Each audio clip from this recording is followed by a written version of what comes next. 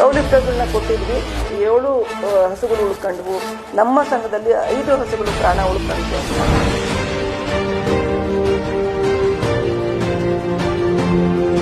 ಇಲ್ಲಿ ನನಗೆ ಯಾವುದೇ ರಾಜಕೀಯ ಮಾಡಬೇಕು ಅನ್ನೋದಾಗಲಿ, ಜಾತಿ ಮಾಡಬೇಕು ಅನ್ನೋದಾಗಲಿ ಯಾವುದೂ ಇಲ್ಲ.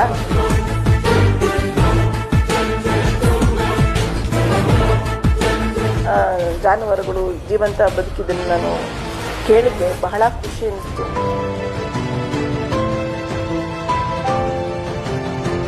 ಪ್ರಾಮಾಣಿಕವಾಗಿ ಒಂದು ಸಂಘದಲ್ಲೂ ಆಡಿಟ್ ಮಾಡಿಸಿಲ್ಲ.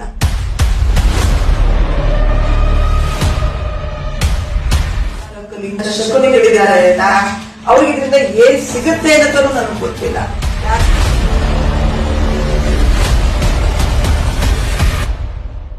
ನಮಸ್ಕಾರ, ನಾನು ನಿಮ್ಮ ಭಾರತಿ ಶ್ರೀನಿವಾಸ್, ನಿರ್ದೇಶಕರು, ತುಮಕೂರು ಹಾಲು ಒಕ್ಕೂಟ, ಮಲ್ಲಸಂದ್ರ, ತುಮಕೂರು. ನಿರ್ದೇಶಕಿಯಾಗಿ ನಾನು 1 ವರ್ಷದ ನನ್ನ ಪಯಣವನ್ನು ಮುಗಿಸಿದ್ದೇನೆ. ನಾನು ನಿರ್ದೇಶಕಿಯಾಗಿ ಆಯ್ಕೆ ಆದಾಗ ನನ್ನ ತಾಲೂಕಿನಲ್ಲಿ 138 ಡೈರಿಗಳು ನಡೀತಾ ಇದ್ವು. ಅದರಲ್ಲಿ 3 ಸ್ಥಗಿತ ಆಗಿದ್ದು, 135 ಡೈರಿಗಳು ಕಾರ್ಯನಿರ್ವಹಿಸಿದ್ವು. ಅದರಲ್ಲಿ ಮಹಿಳಾ ಡೈರಿಗಳು ಬೆರಳೆಣಿಕೆಯಷ್ಟೇ ಇದ್ದವು.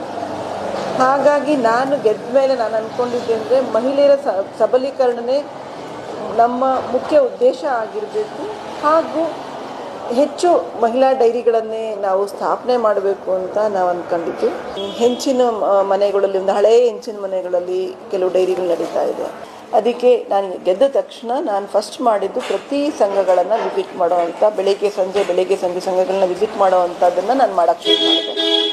ಆವಾಗ ಸಂಘಗಳಲ್ಲಿ ಏನೇನು ಸಮಸ್ಯೆಗಳು ಕಾಡ್ತಾ ಇದೆ, ಅಲ್ಲಿ ಅದು ಲೋಕಲ್ ಸಮಸ್ಯೆನಾ ಅಥವಾ ನಮ್ಮಿಂದ ಒಕ್ಕೂಟದಿಂದ ಆಗ್ತಿರೋವಂಥ ಸಮಸ್ಯೆನಾ, ಅಥವಾ ಒಕ್ಕೂಟದಿಂದ ಅವ್ರಿಗೇನಾದರೂ ಬೆಂಬಲ ಬೇಕಾ, ಕರೆಕ್ಟಾಗೆಲ್ಲ ಸಿಗ್ತಾ ಇದೆಯಾ, ಅಥವಾ ಸೆಕ್ರೆಟರಿಗಳದ್ದು ಏನಾದರೂ ಪ್ರಾಬ್ಲಮ್ ಇದೆಯಾ, ಅಥವಾ ಗ್ರಾಹಕರದೇ ಏನಾದರೂ ಪ್ರಾಬ್ಲಮ್ಮಾ, ಅಥವಾ ಆಡಳಿತ ಮಂಡಳಿ ಏನಾದರೂ ಅಲ್ಲಿ ಸಮಸ್ಯೆ ಮಾಡ್ತಾ ಇದೆಯಾ, ಈ ಥರ ಪ್ರತಿಯೊಂದು ಸ್ಟಡಿ ಮಾಡಿ ಅಲ್ಲಿ ನನ್ನಿಂದನೇ ಸ್ಥಳದಲ್ಲೇ ಪರಿಹಾರ ಮಾಡುವಂಥ ವಿಚಾರಗಳೇನಾದರೂ ಕಂಡಾಗ ಅಲ್ಲೇ ಪರಿಹಾರ ಮಾಡಿ ಸಂಘಗಳನ್ನು ಒಟ್ಟಿಗೆ, ಆಡಳಿತ ಮಂಡಳಿನ ಒಟ್ಟಿಗೆ ತರುವಂಥ ಕೆಲಸವನ್ನು ಸುಮಾರು ಕಡೆ ಮಾಡ್ತಾ ಬಂದಿದ್ದೀವಿ.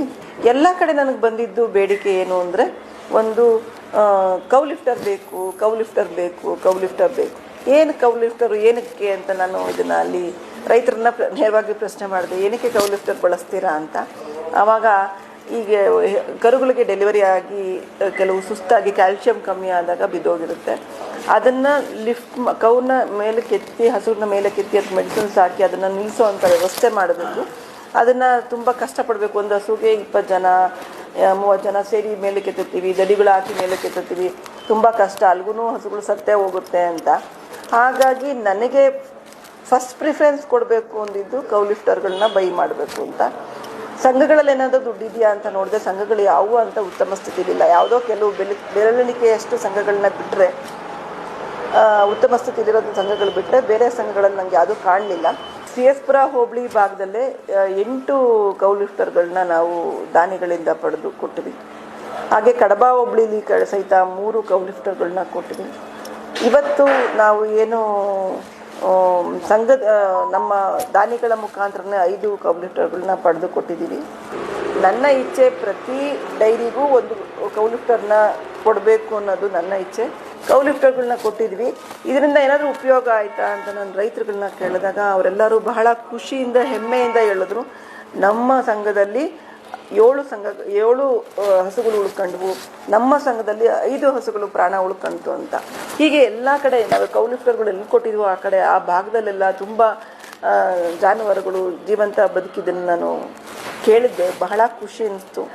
ನನ್ನ ದಾನಿಗಳ ಬಗ್ಗೆ ಮತ್ತು ನನ್ನ ಬಗ್ಗೆ, ನನ್ನ ಅಧಿಕಾರಿಗಳ ಬಗ್ಗೆ ನಮ್ಮ ಬಗ್ಗೆ ತುಂಬ ಹೆಮ್ಮೆ ಅನಿಸ್ತು. ಯಾಕೆ ಅಂದರೆ ಒಂದು ಜೀವನ ಕೊಡೋದಷ್ಟು ಸುಲಭ ಅಲ್ಲ. ಭಗವಂತ ಕೊಟ್ಟಿದ್ದ ಜೀವನ, ಅದು ಪ್ರಾಣ ಹೋಗೋ ಸಮಯದಲ್ಲಿ ಆ ಜೀವ ಉಳಿಸಿದ್ದೀವಿ ಅಂದರೆ ಬಹುಶಃ ಇದನ್ನು ನಮ್ಮ ತಾಲೂಕಿನ ಎಲ್ಲ ಒಕ್ಕೂಟದ ನಿರ್ದೇಶಕರು ಸಹಿತ ಮಾಡ್ತಾರೆ ಅಂತ, ನಮ್ಮ ಜಿಲ್ಲೆಯ ಎಲ್ಲ ಒಕ್ಕೂಟದ ನಿರ್ದೇಶಕರುಗಳು ಸಹಿತ ಇದನ್ನು ಮಾಡ್ತಾರೆ ಅಂತ ಅಂದ್ಕೊಂಡಿದ್ದೀನಿ. ಸಂಘಗಳಲ್ಲಿ ಡೈರಿಗಳಲ್ಲಿ ಹೋದಾಗ ಶುಚಿತ್ವದ ಬಗ್ಗೆ ಹೆಚ್ಚು ಒತ್ತು ಕೊಡ್ತೀವಿ. ಹಾಗಾಗಿ ಒಂದಷ್ಟು ಪದೇ ವಿಸಿಟ್ಗಳು ಆಗ್ತಾ ಈಗ ಎಲ್ಲ ಸಂಘಗಳಲ್ಲಿಯೂ, ಎಲ್ಲ ಡೈರಿಗಳಲ್ಲಿಯೂ ತುಂಬ ಕ್ಲೀನಾಗಿ ಇಟ್ಕೊಂಡಿರೋವಂಥದ್ದನ್ನು ನಾವು ನೋಡ್ತಾ ಇದ್ದೀವಿ. ಯಾಕೆಂದರೆ ಹಾಲು ಅಮೃತ, ಆ ಅಮೃತನ ನಾವು ಮಕ್ಕಳಿಗೆ, ದೊಡ್ಡವ್ರಿಗೆ ವಯಸ್ಸಾದವರಿಗೆ ಆಗ ಹುಟ್ಟಿದ ಕೂಸಿಗೂ ಸಹಿತ ನಂದಿನಿ ಹಾಲನ್ನು ಬಳಸ್ತೀವಿ. ಆ ಮಗುವಿಗೆ ನಾವು ಅಮೃತವಾಗಿಯೇ ಕೊಡಬೇಕು ಅನ್ನೋ ಉದ್ದೇಶದಿಂದ ನಾವು ಶುಚಿತ್ವದ ಕಡೆಗೆ ಹೆಚ್ಚು ಗಮನವನ್ನು ಕೊಟ್ವಿ. ಹಾಗೆ ನಾವು ಶ್ರೀಯಸ್ಪುರ ಮತ್ತು ಸಾತೇನಹಳ್ಳಿಯಲ್ಲಿ ಮಿಶ್ರ ತಳಿಯ ಕರು ಪ್ರದರ್ಶನವನ್ನು ನಾವು ಮಾಡಿದ್ವಿ. ಅದನ್ನೆಲ್ಲ ಯಾಕೆ ಮಾಡಿದ್ವಿ ಅಂದರೆ ಅಲ್ಲಿ ಕರುಗಳನ್ನು ಕಟುಕರಿಗೆ ಮಾರುವಂಥದ್ದು ನೀವೆಲ್ಲ ಸುತ್ತಮುತ್ತ ನೋಡಿರೋವಂಥದ್ದು. ಯಾಕೆಂದರೆ ಕರುಗಳು ಬೆಳೀತಾ ಏನು ಮಾಡ್ತಾರೆ, ಕಟುಕರಿಗೆ ಮಾರಿಬಿಡ್ತಾರೆ. ಕರುಗಳನ್ನ ಬೆಳೆಸೋವಂಥ ಕೆಲಸಗಳನ್ನು ರೈತರುಗಳು ಅದೊಂದು ಸ್ವಲ್ಪ ರಿಸ್ಕಿ ಅನ್ನೋ ಥರ.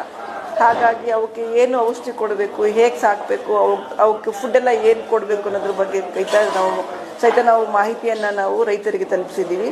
ಹಾಗೆ ಅವ್ರಿಗೆ ಈ ಪ್ರದರ್ಶನಗಳ ಮುಖಾಂತರ ಅವ್ರಿಗೆ ಉತ್ತೇಜನ ಹಸುಗಳನ್ನ ಸಾಕೋಕ್ಕೆ ಉತ್ತೇಜನ ಕೊಡುವಂಥ ಕೆಲಸವನ್ನು ಸಹಿತ ನಾವು ಮಾಡ್ತಾ ಬಂದಿದ್ದೀವಿ.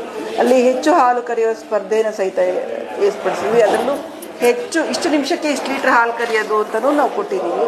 ಅದಲ್ಲದೆ ಹೆಚ್ಚು ಹಾಲು ಕರೆಯೋ ಹಸುಗಳಿಗೂ ಸಹಿತ ನಾವು ಪ್ರೈಸಸ್ನ ಕೊಟ್ಟಿರೋವಂಥದ್ದನ್ನು ಮಾಡ್ತಾ ಬಂದಿದ್ವಿ. ಹಾಗೆ ನಾವು ಹುಲ್ಲು ಕತ್ತರಿಸೋ ಯಂತ್ರಗಳನ್ನು, ಮೇವು ಕತ್ತರಿಸೋ ಯಂತ್ರಗಳನ್ನು ಸಹಿತ ನಾವು ಸಬ್ಸಿಡಿ ದರದಲ್ಲಿ ನಮ್ಮ ಒಕ್ಕೂಟದಿಂದ ಕೊಟ್ಟಿದ್ದೀವಿ.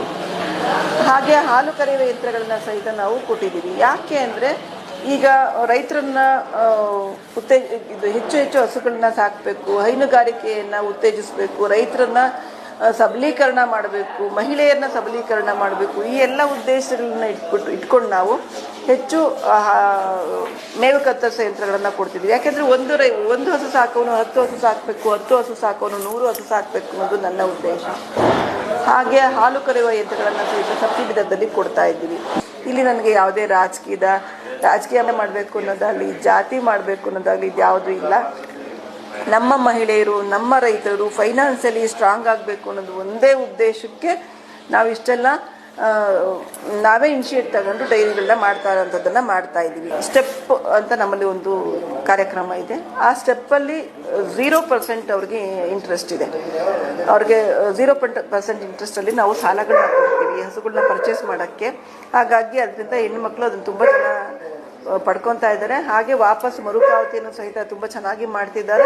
ಸಂಘಗಳ ಬಿಲ್ಡಿಂಗ್ಗಳು ಬಹಳ ಹಳೆಯದಾಗಿ ನೀರು ಸೋರ್ತಾ ಇದ್ದಾವೆ. ಅಲ್ಲಿ ನಾವು ಕಂಪ್ಯೂಟರ್ ಇಟ್ಟಿದ್ದೀವಿ, ಆ ಕಂಪ್ಯೂಟರ್ ಮೇಲೆ ನೀರು ಸೋರ್ತಾ ಇದೆ. ಈ ಥರ ಸ್ಥಿತಿಯಲ್ಲಿ ನಮ್ಮ ಸಂಘದ ಬಿಲ್ಡಿಂಗ್ಗಳಿರೋದ್ರಿಂದ ಆದಷ್ಟು ಬೇಗ ನಮ್ಮ ಪತಿಯವರು ಸಹಿತ ಶಾಸಕರಾಗಿರೋದ್ರಿಂದ ಅವರ ಅನುದಾನವನ್ನು ಸಹಿತ ಅದಕ್ಕೆ ಬಳಸ್ಕೊಂಡು ನಾನು ಬಿಲ್ಡಿಂಗ್ ಕಟ್ಟುವಂಥ ವ್ಯವಸ್ಥೆನ ಮಾಡ್ತಾ ಇದ್ದೀನಿ. ನಾವು ಗೆದ್ದ ಮೇಲೆ ಮಹಿಳಾ ದಿನಾಚರಣೆಯನ್ನು ಮಾಡಿದ್ವಿ. ಬಹಳ ಖುಷಿ ಅನ್ನಿಸ್ತು. ಪ್ರತಿಯೊಬ್ಬ ಮಹಿಳೆಯೂ ಸಹ ಅವ್ರಿಗೆ ಇದು ಹೊಸದು, ಮಹಿಳಾ ದಿನಾಚರಣೆ ಮಾಡಿದ್ದು ಹೊಸದು. ಅದನ್ನು ನೋಡಿ ಬಹಳ ಪಾರ್ಟಿಸಿಪೇಟ್ ಮಾಡಿದರು. ಸಂಜೆವರೆಗೂ ಆ ದಿನವನ್ನು ತುಂಬ ಉತ್ಸುಕರಾಗಿ ಕಳೆದ್ರು. ಅವ್ರಿಗಲ್ಲಿ ಬೇಕಾದಂಥ ವಿಚಾರಗಳನ್ನು ವಿನಿಮಯ ಆಯಿತು. ತುಂಬ ಜನ ಡಾಕ್ಟರ್ಸ್ ಬಂದಿದ್ದರು. ಅವರ ಆರೋಗ್ಯದ ಬಗ್ಗೆ, ಮಾನಸಿಕ ಆರೋಗ್ಯ ಮತ್ತು ದೈಹಿಕ ಆರೋಗ್ಯದ ಬಗ್ಗೆ ನಾವು ಅಲ್ಲಿ ಮಾಹಿತಿ ಕೊಟ್ಟಿದ್ವಿ.